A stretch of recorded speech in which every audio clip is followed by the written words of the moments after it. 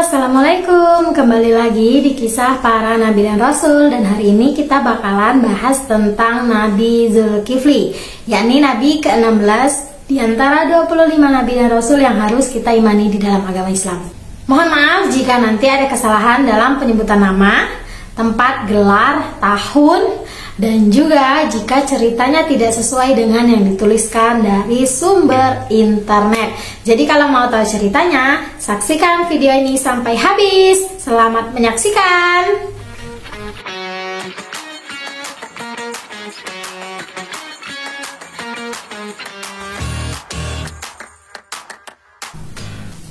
Nabi Zulkifli disebutkan sebanyak 2 kali di dalam Al-Quran.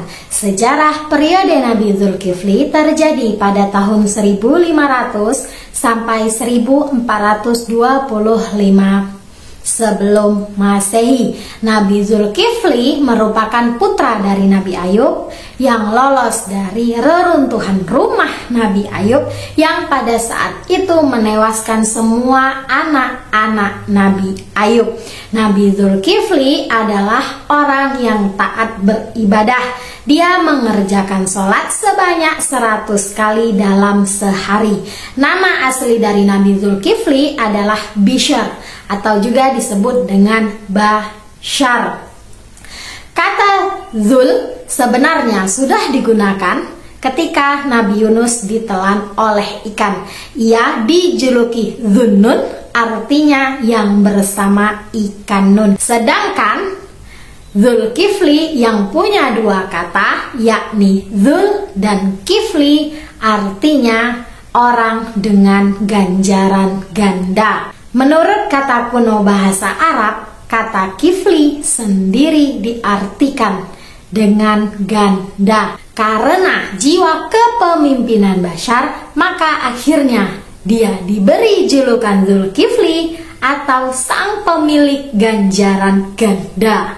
Tempat diutusnya Nabi Zulkifli adalah Damaskus dan sekitarnya. Sedangkan untuk sebutan kaumnya adalah bangsa Arami dan Amori atau juga disebut dengan bangsa Rom, yakni yang berada di Syria dan Yordania. Suatu hari dikisahkan seorang raja dari kerajaan Syam atau bangsa Rom, tempat di mana Nabi Zulkifli lahir dan besar, mengumpulkan semua rakyat dengan tujuan untuk mencari atau menemukan seorang penerus. Nama raja tersebut adalah Nabi Ilyasa. Jadi raja tersebut adalah seorang nabi yang juga termasuk di antara 25 nabi dan rasul yang harus kita imani. Saat Nabi Ilyasa sudah semakin tua dan dia tidak memiliki keturunan atau penerusnya, maka sang raja mengadakan sayembara bahwa siapapun yang berpuasa di siang hari, beribadah di malam hari, dan tidak akan marah, maka dia akan dilantik menjadi seorang raja. Hal ini juga terdapat dalam riwayat Ibnu Jarir bahwa apabila Ilyasa atau Nabi Ilyasa meningkat tua dan memberikan tugas untuk memimpin bangsa Israel kepada yang sesuai, baginda mengumumkan hanya orang tersebut yang dipertimbangkan untuk menggantikan baginda. Dan yang dapat berpuasa di siang hari, mengingati Allah di malam hari, dan menahan diri daripada sifat marah. Salah satu dari mereka, yakni Bashar, kemudian berdiri dan berkata, "Aku akan patuh kepada syarat-syarat tersebut." Baginda kemudian mengulang syarat itu sebanyak 3 kali, dan lelaki yang sama berjanji dengan bersungguh-sungguh akan memenuhi syarat-syarat tersebut. Maka ia pun dilantik untuk membawa tugas tersebut. Dari kutipan riwayat tersebut bahwa Nabi Zulkifli menyanggupi semua persyaratan yang diberikan raja kepadanya. Ia pun dinobatkan menjadi raja.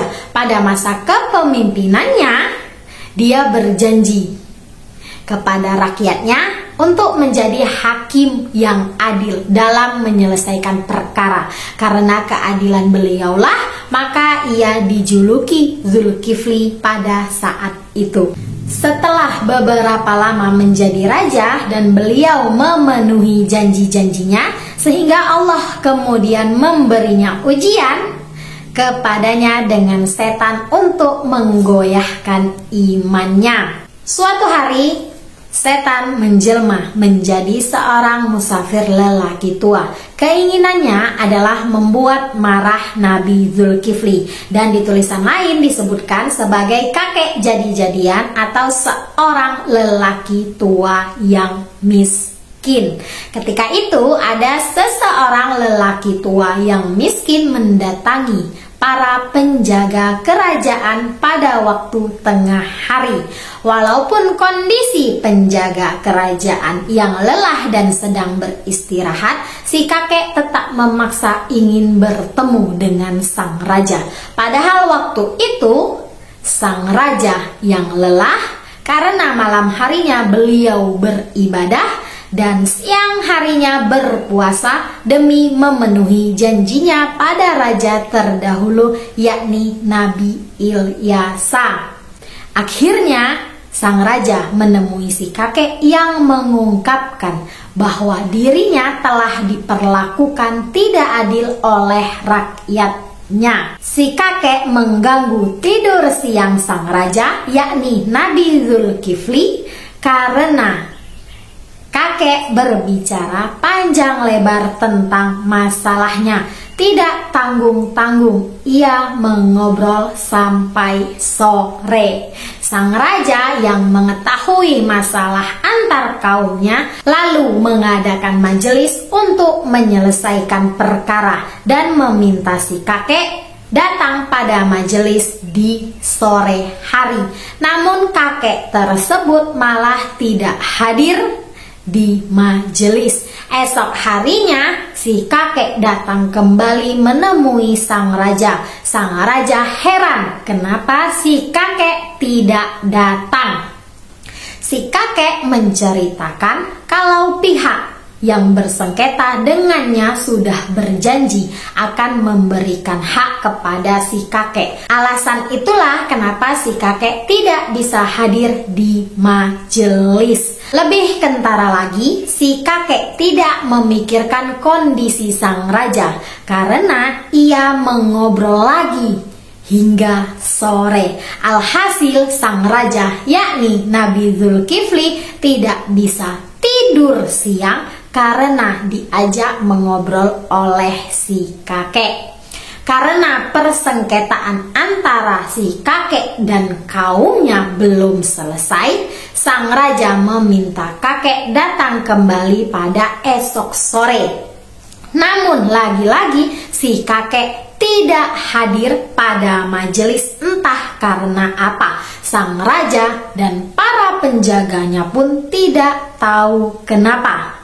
Dan esok harinya di siang hari, si kakek datang ingin menjumpai lagi sang raja.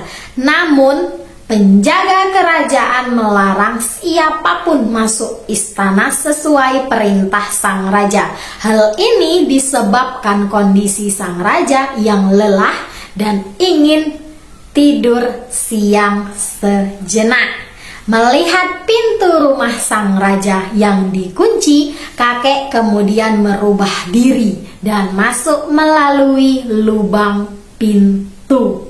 Ketika sang raja melihat kakek, maka sang raja berkata, "Wahai Fulan, bukankah aku telah bilang kepadamu, jangan menggangguku ketika aku sedang tidur?" Selang beberapa detik kemudian raja menyadari bahwa pintu rumahnya dikunci. Tapi bagaimana kakek tersebut bisa masuk ke dalam rumahnya? Dan pada saat itulah sang raja sadar bahwa si kakek adalah jelmaan dari setan. Usaha setan membuat marah Nabi Zulkifli gagal total lantaran tingkat kesabaran yang teruji.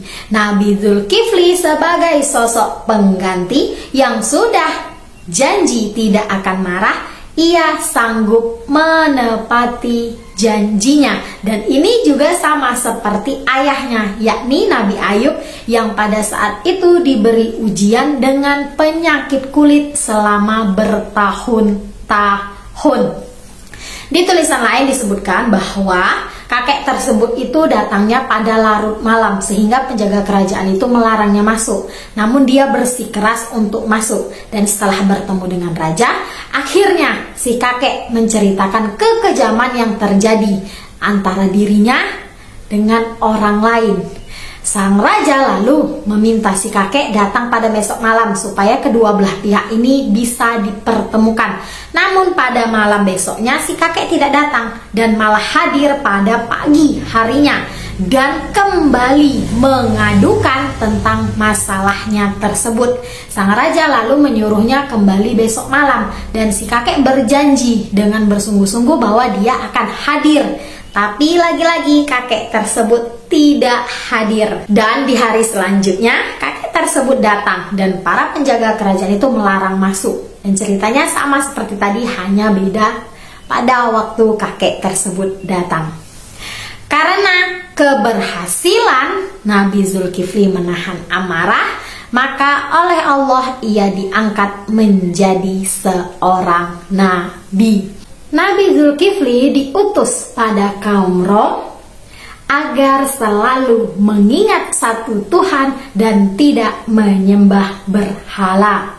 Dan juga disebutkan suatu ketika terjadi pemberontakan di negeri Syam oleh orang-orang yang durhaka kepada Allah. Nabi Zulkifli menyeru pada rakyatnya agar ikut berperang, namun mereka semua takut mati sehingga tidak seorang pun mau berperang. Mereka lalu meminta agar Nabi Zulkifli berdoa kepada Allah supaya mereka tidak mati dan juga menang dalam perang.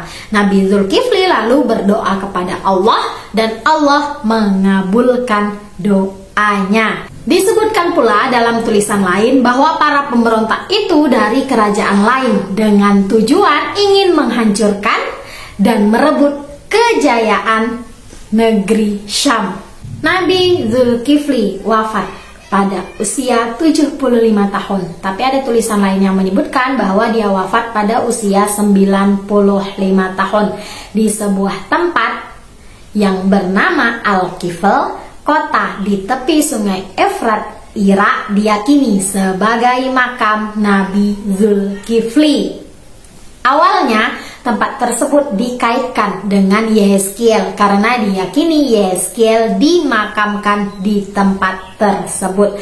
Pada tahun 1316 Masehi atau 715 sampai 716 Hijriah, Sultan Ilkhanat Al-Jaitu memperoleh hak perwalian atas makam tersebut dari komunitas Yahudi. Hal ini menjadikan nama Yehezkiel yang melekat pada makam tersebut diganti dengan Nabi Zulkifli, lantaran kedua nama tersebut dipandang sebagai satu orang yang sama. Setelahnya dibangun Masjid An-Nukhailah dan makam tersebut menjadi bagian dari komplek masjid tersebut. Selanjutnya, kontroversi tentang Nabi Zulkifli. Sebagian muslim sependapat dengan pandangan Muhammad bin Jarir Al-Tabari bahwa Nabi Zulkifli adalah orang baik dan sabar yang selalu menolong kaumnya dan membela kebenaran, namun bukan seorang nabi. Sebagian lagi percaya bahwa Nabi Zulkifli adalah seorang nabi. Menurut Maulana Abul Kalam Azad, Nabi Zulkifli adalah Siddhartha Gautama.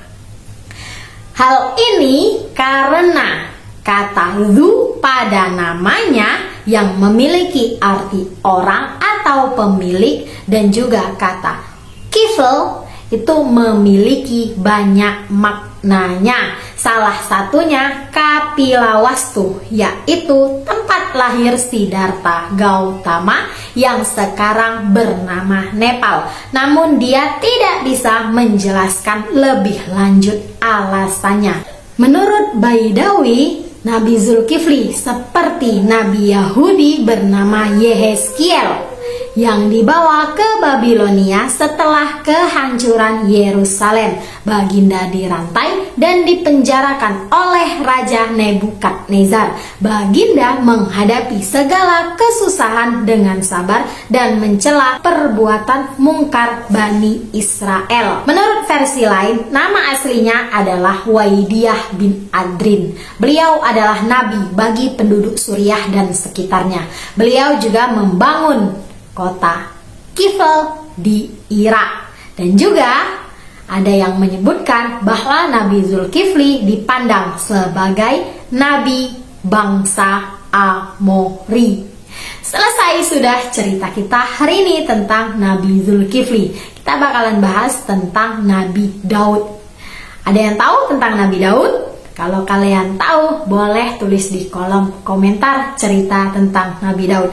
Dan juga menurut kalian, apakah kalian setuju tentang kontroversi yang terjadi pada Nabi Zulkifli? Jika kalian punya pandangan yang berbeda, silahkan komen juga di kolom komentar. Sampai jumpa lagi di kisah para Nabi dan Rasul bersama Ayu. Assalamualaikum warahmatullahi wabarakatuh. Dadah.